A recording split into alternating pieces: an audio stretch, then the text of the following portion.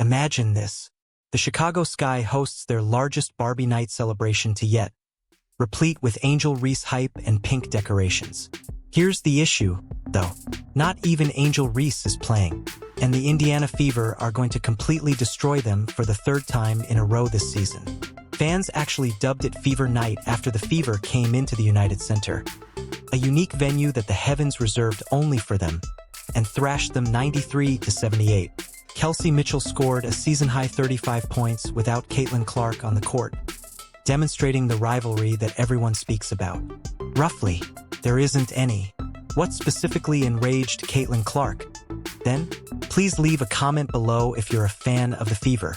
Energized. Come on. The Indiana Fever enter the United Center in Chicago. Caitlin Clark. No. Then they leave with a W 93-78. The media wants you to think that this rivalry is the best in women's basketball history. Every time their teams play, Caitlin Clark and Angel Reese, two sophomores who went on to become superstars, battle it out. ESPN develops it. Social media erupts. And everyone acts as though Magic versus Bird is happening again. The narrative flows naturally. Indiana versus Chicago, Iowa versus LSU, and the Rookie of the Year contest. However, when the real outcomes on the court demonstrate otherwise, there is no rivalry. Come on. Come on. Yes. Yes. Individuals. The wonderful thing about having quality depth is that someone else has it when you don't. And well done, Chloe, for stepping up. KK Music. Fantastic work coming. And well done, Lex. Well done for entering and creating an impromptu. When the cameras stop filming, this is what no one wants to acknowledge. A totally different picture is painted by these teams' real head-to-head record. In their last 7 meetings, the Indiana Fever have completely destroyed the Chicago Sky 6 times. There is no rivalry there. There is a systematic beating that keeps going. Let's focus on this particular season. The Fever already has 3 consecutive victories over Chicago, outscoring them by an absurd 77 points in those 3 contests. Take a moment to consider that figure. 77 points. In just 3 games, that is more than a full game's worth of scoring. Indiana crushed them by 35 in their first meeting of the season. They thrashed Chicago by 27 points on the second. And now for the most recent Barbie night catastrophe. Another blowout of 15 points. There is no doubt that this is a one-sided, one-solid competition. Furthermore, we must be honest. For example, we cannot state that Caitlin must do this or that. Let's be honest. This rivalry only persists because the opposing side refuses to put an end to it. Additionally, Angel Reese's participation in his rivalry is quite advantageous. Because it sells, the media continues to promote this story. 2 up-and-coming talents with disparate personalities and playing styles. However, when you watch these games in person and observe how one side performs in the end, outplaying the other on a regular basis causes the rivalry to fully collapse. This is when Chicago's situation becomes quite embarrassing. On their biggest promotional night of the season, the Fever entered their home court and dominated them despite the absence of Caitlin Clark. The Sky got completely thrashed by a Fever squad who was missing their greatest player, planned this special game at the United Center, and came up with this full Barbie theme around Angel Reese. This is a phony, one-sided competition. Angel Reese excessively continued to criticize Caitlin Clark. Needlessly, what are the implications of this uneven record for the future? It indicates that one franchise is creating something unique while the other continues to plan more games in the hopes of achieving other outcomes. In regular games, away games, home games, and special theme nights, the Fever have shown they can defeat Chicago both with and without Clark. Reese and Clark are not in a rivalry. Indiana is practicing against a Chicago team that consistently gives them chances to demonstrate their superiority. After throwing another themed party and scheduling another United Center game against the Fever, the Sky were humiliated once more. Competitive balance does not exist there. That is when one team consistently outscores another, but everyone acts as though they are close. Here in Chicago, it's the Kelsey Mitchell show. Mitchell was able to lay it in the paint. To Mitchell, she'll shoot. You wager. Deflected. Recovers it and hits from 3. Check out Mitchell's 73th of the day. Knowing that she would have to shoulder the scoring burden in the absence of Caitlin Clark, Kelsey Mitchell entered the United Center.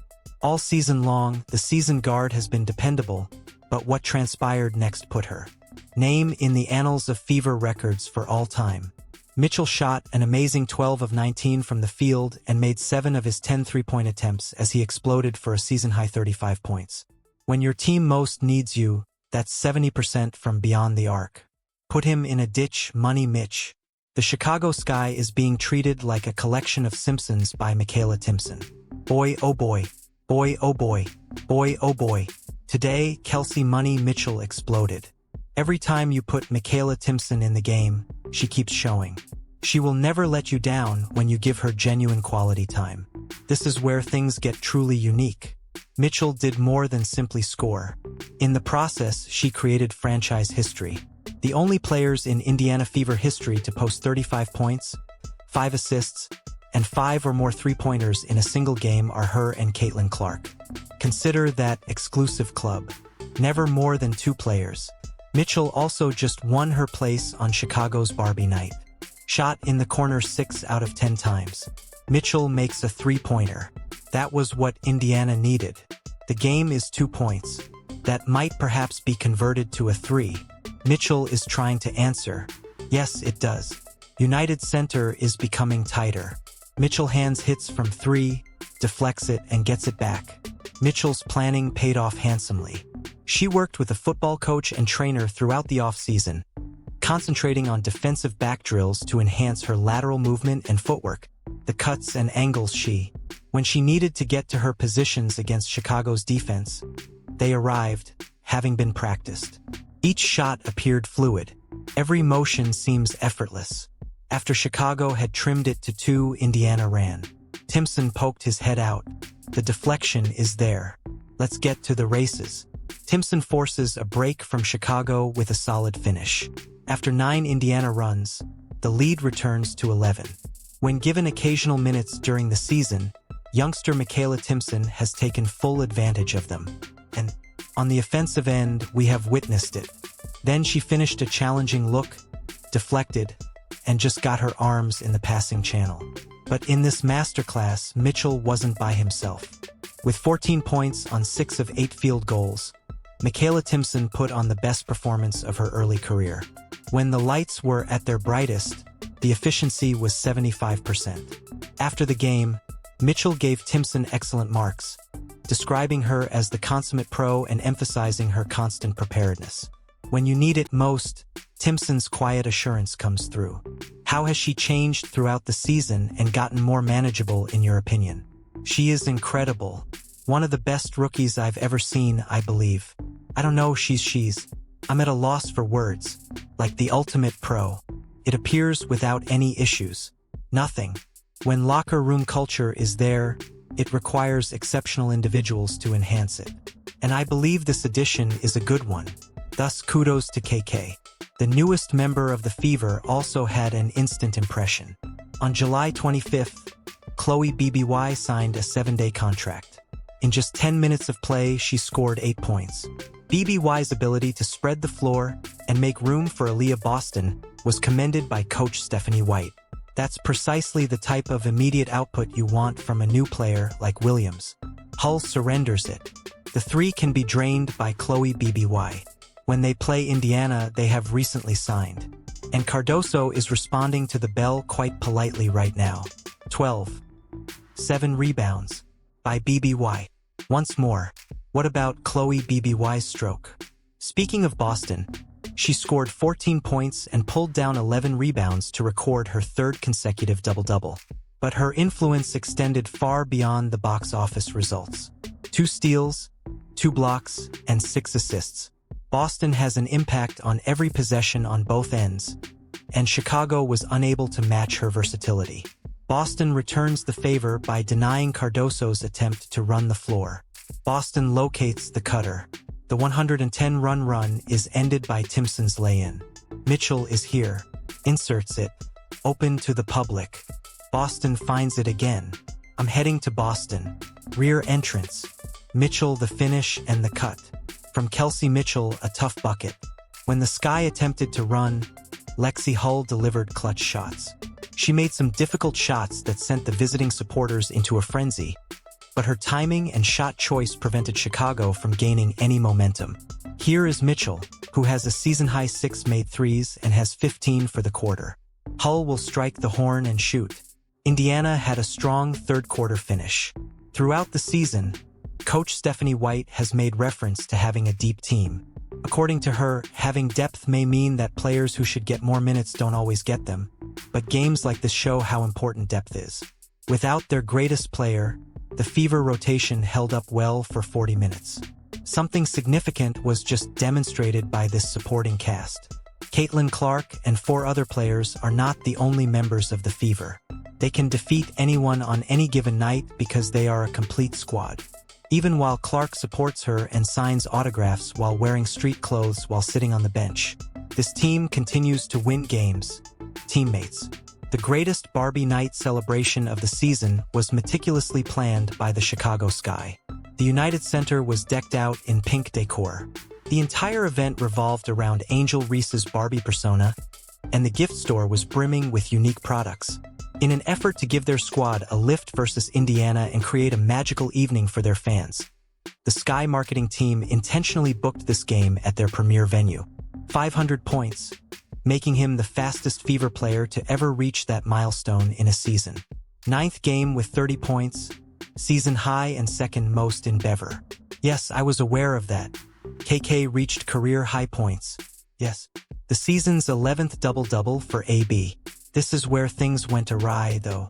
On their own themed night, the Sky was without their primary attraction because Angel Reese wasn't even performing because of an injury. Chicago had no idea what the Fever were going to do as they crashed this pink party in the most violent way possible. Fans witnessed the Sky being destroyed on their own special night, and social media went crazy during the game. Instead of calling it Barbie Night, Twitter users began referring to it as Fever Night.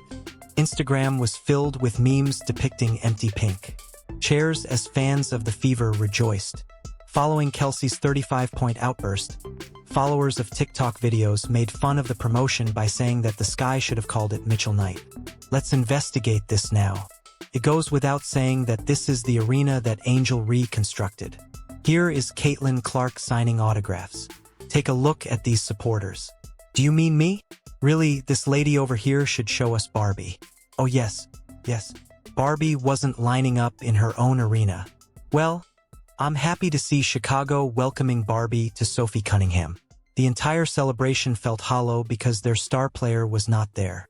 The Fever dominated every element of the game, which disappointed the fans who had come expecting to see Angel Reese dominate. Instead of highlighting Chicago's accomplishments, the pink decorations served as a backdrop for Indiana's supremacy. Furthermore, it would have been a blowout whether or not Reese was present. In his dejected post-game remarks, Coach Tyler Marsh acknowledged that teams had discovered ways to take advantage of Chicago's shortcomings. As he discussed players not following the game strategy and continuously making the same mistakes, it was clear that he was frustrated. The Indiana Fever seemed like a superior team than the Chicago Sky, in my opinion. Don't ask me why I think or believe that. I'm just harboring a suspicious suspicion. The Fever spanking them each time they play might be the reason, after all. It might be that. You can go all the way back to last year. But the Fever dominated the season opening this year. Rachel Bam's demeanor after the game encapsulated the team's spirit. She essentially stated that the team entered the game with a fuck it mentality, which speaks volumes about Chicago's level of confidence. It's a major issue when your own players acknowledge that they lack mental preparation. The worst kind of disgrace is when the visiting team totally takes over your most important promotional event. In a lot of sections, Fever supporters outnumbered Sky supporters. The cheers for the Indiana players were louder than those for the Chicago team. It was less of a Sky celebration and more of a Fever home game. On social media, fans literally changed the event's name, and that moniker persisted all night. Watching your promotion turn into someone else's victory celebration for Indiana hurts more than anything else. One thing we discussed the other day in New York is that Caitlin Clark knows a significant number of these supporters, which is something you just must like about her in these games. They certainly won't be able to see her play, which is what they were hoping for. However, she makes a special effort to sign autograph after autograph before the game. The most embarrassing night in Chicago just revealed the unavoidable truth. Not only are the Indiana Fever winning, the heavens, they are demonstrating which team in this league has a genuine future. This was more than just another victory on the calendar. This was a declaration regarding the future directions of both teams. Chicago continues to book more Indiana games at prestigious locations like the United Center. They continue to host special promotions and themed nights, but the Fever continues to show why that was a grave mistake. Each time these teams face up, Indiana emerges victorious, reminding Chicago of the distance between them. Let's discuss what this 6-1 domination means. Truly means more than 2 seasons. While the Sky continues to hold out hope that things will miraculously improve, the Fever are creating something sustainable. Indiana is only 2 games behind Atlanta for 3rd place in the Eastern Conference. Whether their best player is on the floor or not, they are making a significant impact in the playoffs. Talked about the time she signed 108 signatures in Indian in New York the other day. Well, I signed more than 200 autographs today and spent a lot of time signing for fans. In an effort to ensure that she remains reachable by the fans here and contributes to the creation of memories for a great number of them, Caitlin was still signing here. For Chicago supporters, this is where things start to become really interesting. Throughout the game, Caitlin Clark signed more than 200 autographs for Sky fans who had come to watch her perform. Even though she was wearing street clothes and seated on the bench, she was still the center of attention. That reveals everything about star power and the players that people are truly interested in seeing. Even when she isn't playing, Clark's presence instills tremendous confidence in her teammates. Her return is being handled carefully by the team, who are making sure she has enough practice time to rediscover her timing and rhythm. They desire, when she's fully prepared, which is the 3rd week of August. Observed in the past. One thing I really like, though, is that despite her rehabilitation efforts, she wants to ensure that she has access to all of the resources available to support her. Just take a look at how thrilled we are to get an autograph from Caitlin Clark. She has even done this while wearing a court jersey. Even when she has been absent, she has completed this before every game. And it's been quite unique to watch that happen. She's crying, I see. She's in tears. This is the main focus. Yes. This is an exciting time. WNBA countdown. We'll be back shortly. Here's why this victory is so crucial, though. The Fever demonstrated that they are more than just 4 players and Caitlin Clark. Real depth is demonstrated by Hull or Cunningham going off on any given night, Timpson's career night, BBY's flawless debut, Boston's 3rd consecutive double-double, and Mitchell's 35 points. As long as their rotation is active and healthy, this club can compete with anybody. Contrast that with Chicago's ongoing difficulties. The Sky fell to 7 wins, 18 losses, and this result marks their 6th consecutive setback. Their rebuild isn't going very well, and their chances of making the playoffs are all but gone. When you can't consistently build chemistry or game plans, that's what occurs.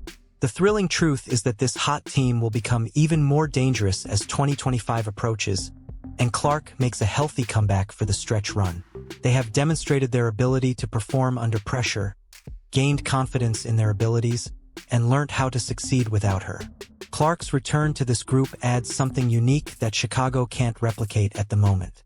Good for her, she just enjoys contributing to the game's growth in that way and is aware of her responsibilities. Yes. And it's truly incredible to witness the fans' emotions when she engages with them and signs with them. Fisher Plummer is excellent once more. Without ever setting foot on the court, Caitlin Clark ruled the entire evening. Despite security efforts to move her along, she spent 20 minutes before the game signing autographs for hundreds of Chicago fans while navigating 2/3 of the United Center. You can't fake that kind of celebrity power. With this victory, the Fever now sit 3rd in the Eastern Conference, 2 games behind Atlanta, with 14 wins and 12 losses. Even without their best player, they are gaining significant momentum for the playoffs. Clark's return is being handled with great care by the team, who are making sure she has enough practice time to get her rhythm back.